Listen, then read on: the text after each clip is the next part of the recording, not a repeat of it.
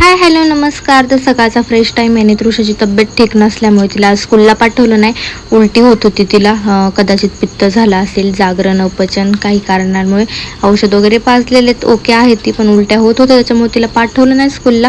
आणि झाडांना वगैरे सकाळी सकाळी पाणी देऊन घेतलं, ओटा वगैरे स्वच्छ धुवून घेतला. इतका हवा सुटली होती, खूप छान वाटत होतं. तिला मी थोडंसं बनाना वगैरे ते दिलं होतं खायला, पण ते तिने काही खाल्लं नाही. ते वॉश करायला टाकले. त्याच्यानंतर तिला राजगिऱ्याचा लाडू आणि दूध असं छान गरमागरम तिला चारलं. ते खाल्ल्यानं दुपारी मग तिला काय माहिती आज छानच वाटत नव्हतं. मला म्हणत होती की आतमध्ये झोपायला चल. आली आणि ती झोपून घेतलं तिने तिचं लगेच. आज काही त्रास दिला नाही. त्यानंतर माझं एक पार्सल आलं दुपारी आणि त्याचा छानसा असा ड्रेस ऑर्डर केला होता मी. म्हटलं कसा दिसतोय काय ते बघावं. तर आता थोडीशी फिटिंग करावी लागेल, ढिल्ला वाटतोय तो खूप. तर त्याच्यानंतर दुपारी तृषा उठली आणि तिला मी हुलग्याची भाजी आणि भाकरी घेतली होती जेवायला. गप्पा मारत होती माझ्याशी.